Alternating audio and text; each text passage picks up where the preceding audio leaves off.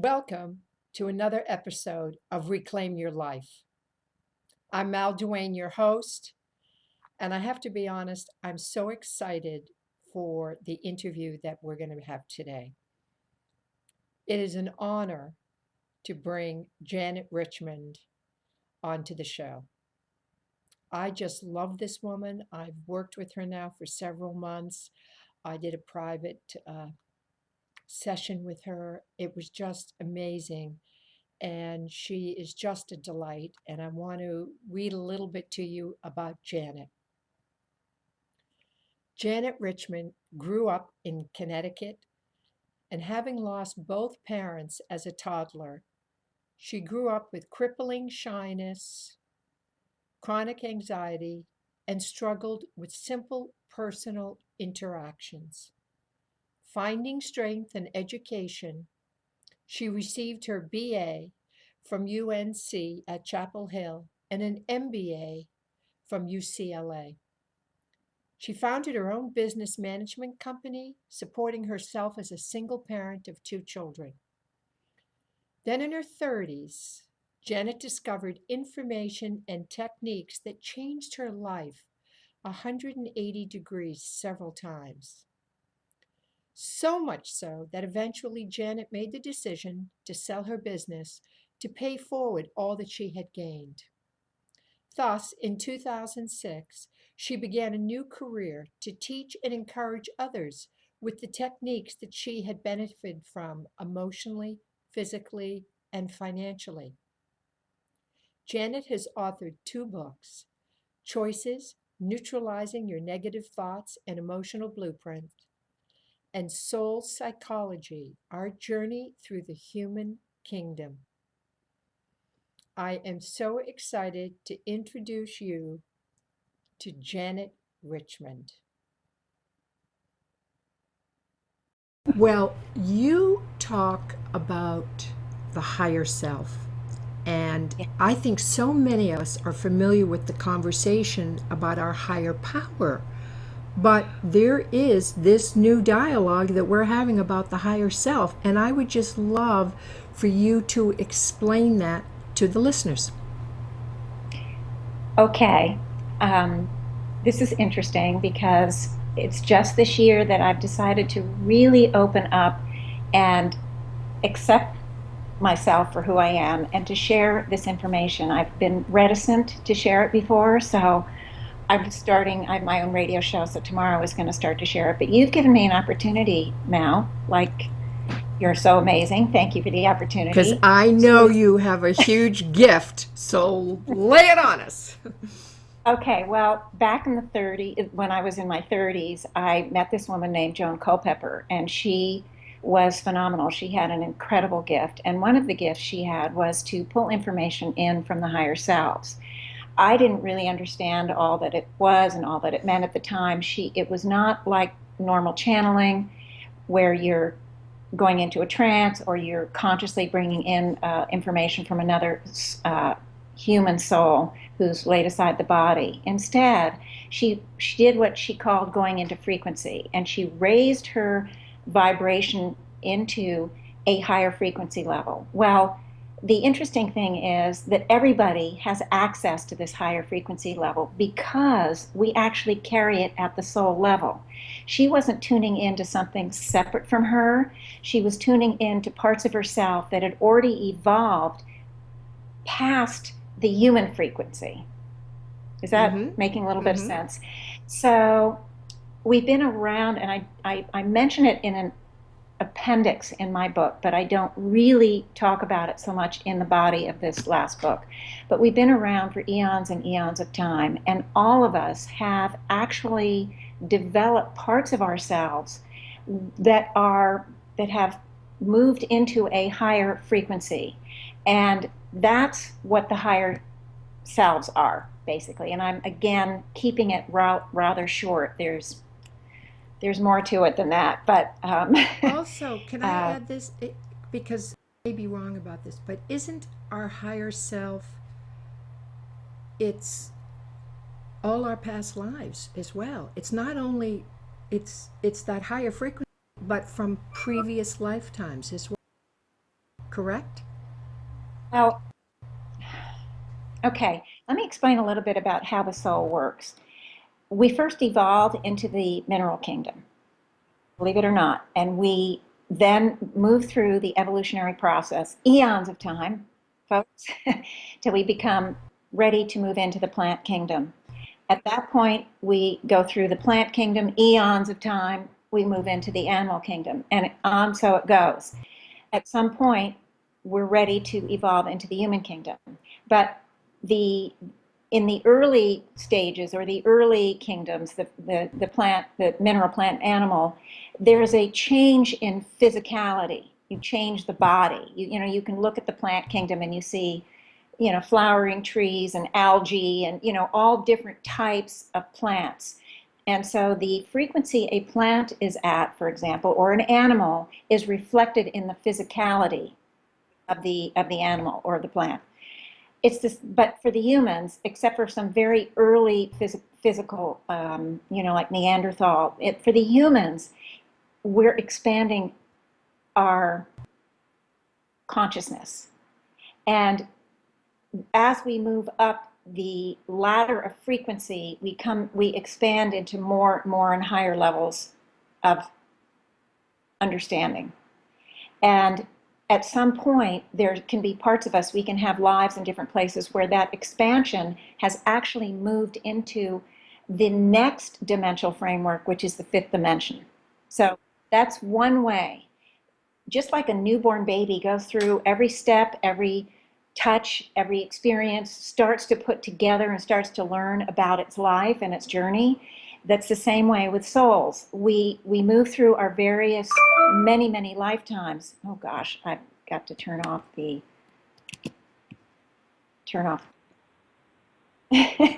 um, and what happens is slowly but surely we are just continue to move up into higher frequencies. Well, once we finish with the human kingdom, and all humans, all the humanities actually are on a journey. It doesn't end in heaven. Heaven is actually the other side of the veil. It's still in the human kingdom. But when we evolve to a higher frequency, we are moving into the fifth dimensional frequency. Okay, it's just not to worry about terms or anything. It's just the way the higher selves have explained it. It's the terms they use to be clear. And so when you have aspects of yourself that have evolved into that higher frequency, you can look at them as your higher self or your higher selves. There is actually another way. Did you want me to keep talking or do you want? Okay, okay. Um, in fact, all the humanities at some point will evolve into the fifth dimension, but there's also been infinite kabillions of souls that have already evolved into the fifth dimension. When you move into the fifth dimension, it's not a free will kingdom anymore. It is actually operates on divine will. You still have choice, but you're operating at the highest level in touch with that divine within, which you mentioned earlier, or maybe it was before we came on, um, the, the pure soul essence, or that part of us that every soul has from the originating source. But we move into that arena. Okay. Now, eons and eons ago, a call went out. That when you move into the fifth dimension, that means you actually graduate into that fifth dimensional realm. When you're part of the humanities and you're ready to graduate, it's you move into the fifth dimensional realm. You keep your body, you become androgynous, and you move into the fifth dimensional realm. This is more than just a soul aspect having fifth dimensional, having reached that vibration. This is your entire soul is ready to move into the next realm. And once you get in there, once the humanities get into the fifth dimension, their spiritual or divine will, it is to help the four lower kingdoms evolve. And they've done it for eons and Cadillion eons to the infinite and Cadillion infinite power. It's so long. Well, one of the ways they work to help the lower communities is send higher energies that de-intensified down, but higher energies into the lower kingdoms. Because if the soul, let's say a human soul is walking around, feels that energy, it takes it into the soul banks. It is impelled. The soul carries that innate desire to catch up with that frequency. It's part of the evolutionary process, in fact.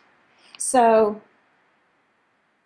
for eons, they would send this energy in, but here was the problem. The souls in the human kingdom deal in the five senses. They need to touch something, taste, hear, see, you know? And so this energy felt alien. It felt different. It felt scary, sometimes threatening. And so they took a long time to pull that energy into the soul banks. So a decision was made eons ago, and I'm coming to the point now. I'm sorry to go on. Eons ago, the decision was made in the Evolutionary Council in that fifth dimensional realm to change up how they help the four lower kingdoms. And they made the decision to call for volunteers, which they did, of fifth dimensionals to have an aspect of themselves return to the human kingdom. You didn't know what you're getting into, and take on an overlay of a human soul. So you have many who volunteered, and the call went out for 1,000,000 years. We're talking, again, so many billions and trillions and cadillions of souls who volunteered to return and became dual soul nature, carrying that pure soul, carrying the human soul essence over the true soul essence, or that part of themselves, because they're still living and breathing in the fifth dimension, that part of themselves that is here. Now, the reason why this was so important and so helpful, even though it seems like evolution is taking so much time, that true soul essence that they're carrying, that's that dual soul nature, they're carrying that fifth dimensional energy, that is beaming out that higher energy all day long for others to take in, other souls to take in. But in fact, it's beaming through a human body and a human soul. So it takes on a flavor that's very familiar to others. So it's absorbed by others much quicker. And even though it seems like evolution is so long, in fact, it's so much shorter now. Now, the fact of the matter is, when these fifth dimensionals de-intensified down, they left aspects of themselves as they de-intensified down, because they had to, again, that level is so high frequency that it would kill off. If it just came in full force, it would kill off whoever it touched. So it de-intensifies down so the human soul can be taken on around it. And that true soul essence, that part of the person that's carrying the dual soul nature, that true soul essence is like the anchor point. And all of the de-intensification are the higher selves, and it acts almost like a ladder to connect to the fifth dimensional who still has its living, breathing form in the fifth dimension. Now, I know you have questions, but I do want to say this dual soul nature is not very different than having dual citizenship. It doesn't make anybody more special, more elite, more better than, anything. It just means they've been around a little bit longer. But for the most part, fifth dimensionals aren't even aware that that's true. There's literally millions of fifth dimensionals carrying that dual soul nature on the planet today. You actually are a fifth dimensional. We go around and we have the same experiences that all of the humanities do, experiences that we had before we moved into the fifth dimension, but we don't remember them. We don't remember the past lives, so we go through the same experiences everyone else is going through, giving out that energy. Also, we do have the higher self information that we can tap into, which is what Joan Culpepper did. I'm coming around now. Joan Culpepper learned to tap into that. She didn't even know it existed, and she just kept reaching for the highest level of communication that she could reach. And by the end, before she died, she was able to tap into sixth dimensional information. And it's like any muscle, anybody can do it, even if you aren't a fifth dimensional, which most of the people who are actually listening to the show, I would guess, are.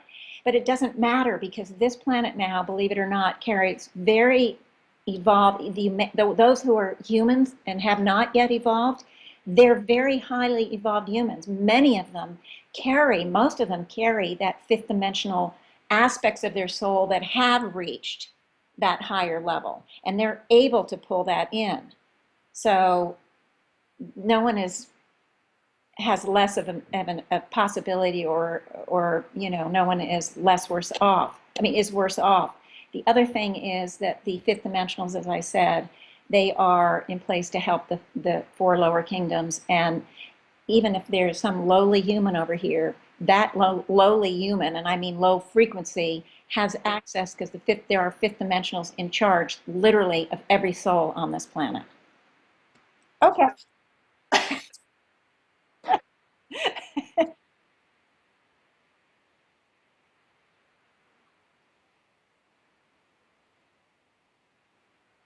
Everyone will. Every every single person. Evolution never stops. There's no stopwatch. Absolutely. And it's not done on an individual basis, it's done planetary wide. In other words, you're not going to be an individual ready to graduate and you zip off somewhere. It's done solar system wide. I'm sorry, not planetary wide, solar system wide. As the planet itself moves into higher and higher frequency, it in essence calls in souls that match it. And because the planet is also a soul and it will be moving into the fifth dimension along with the souls that are in place, the human souls that are ready to move. Yeah.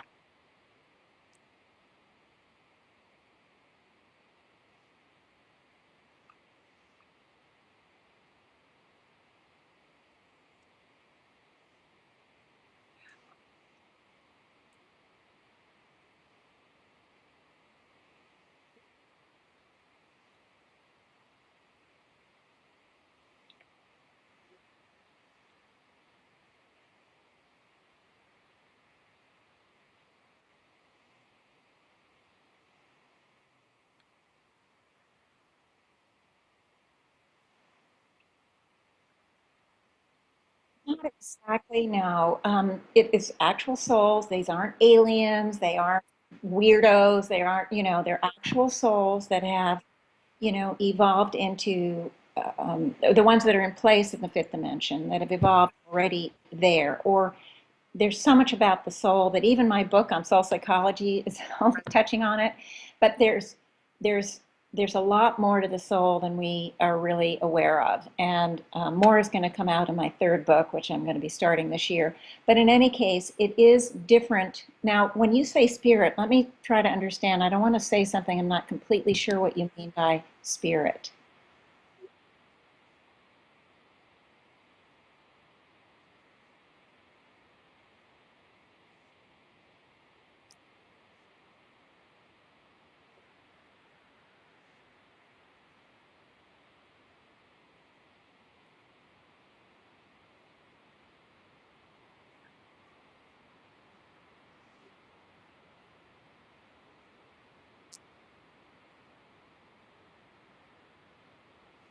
It's a little different, especially the guides.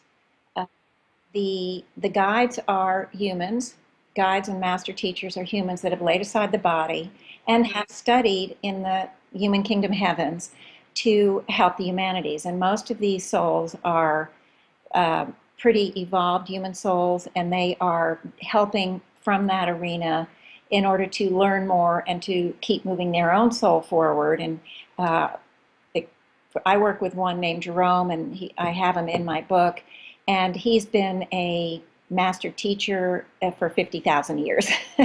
In about 1500, he's going to return to a planet. It could be this one, it could be another, he said, that is ready to move into the fifth dimension. He is human, he's a human soul. Heaven actually is, as I said, part of the human kingdom universe. It is the other side of the veil. So yes, guides and teachers, very important role. They help humanities all the time. They are trained by the higher selves or the fifth dimensionals. That's who trains them. So they're very well trained, they're very knowledgeable, they can impart a huge amount of wisdom, but it is different than the fifth dimensional energy. Does that explain it somewhat?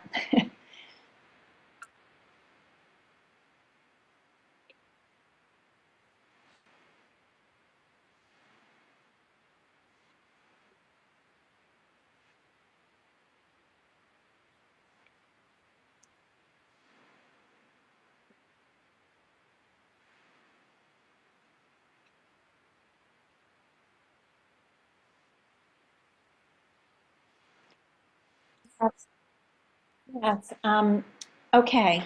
In every life that we move through, and it's been tens and tens, if not hundreds of thousands of lifetimes, whether you're dual soul nature or a human, it takes a long time to evolve through the human kingdom universe. And there's no stopwatch. No one gets a prize because they do it first or second. There's no booby prize. So as you move through each life, every single experience, every single thought, every single emotion you've ever had is carried into that etheric energy field that every soul carries. Even minerals have it. It's hard to conceive of some of the lower animals having it, but we think a thought, you know, I I'm happy today. Then what that thought creates an actual energy, and it actually has its own magnetic signature, and it moves into our energetic field and becomes one with the like thoughts. The like is magnetically attracted to like. So every thought, every emotion, every fear, every misunderstanding, every habit, every action, we are carrying in some level, some part of our etheric bodies. And when we die, we lay aside the body, but we don't lay aside those energetics. They fold in to the soul. So you could look at the soul as the minds of the past. If you look at each life as the mind, okay? When we lay aside the body, that mind gets folded into the soul, which is carrying the past minds, that all of our minds from the past. So we're carrying with us this huge amount of energetic baggage. And so the first book explains a lot about how those energy fields work and how to neutralize. Because the the idea is this: when you think a positive thought,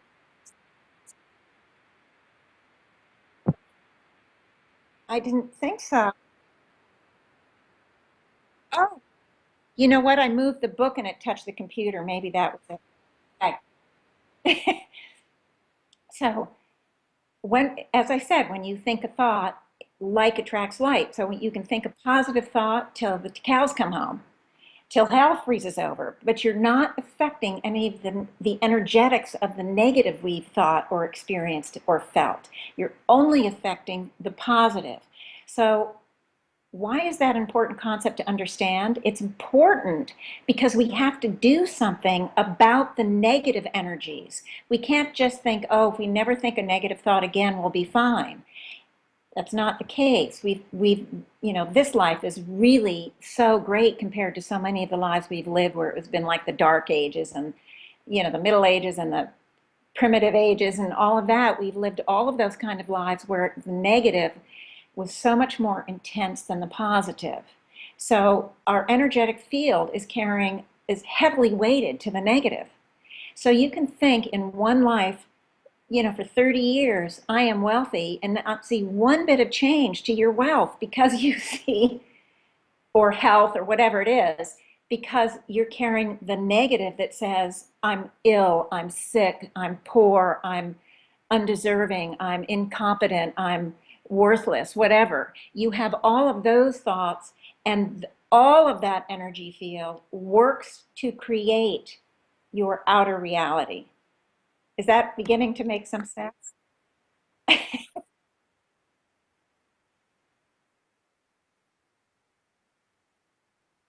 Well, I'm so glad you asked.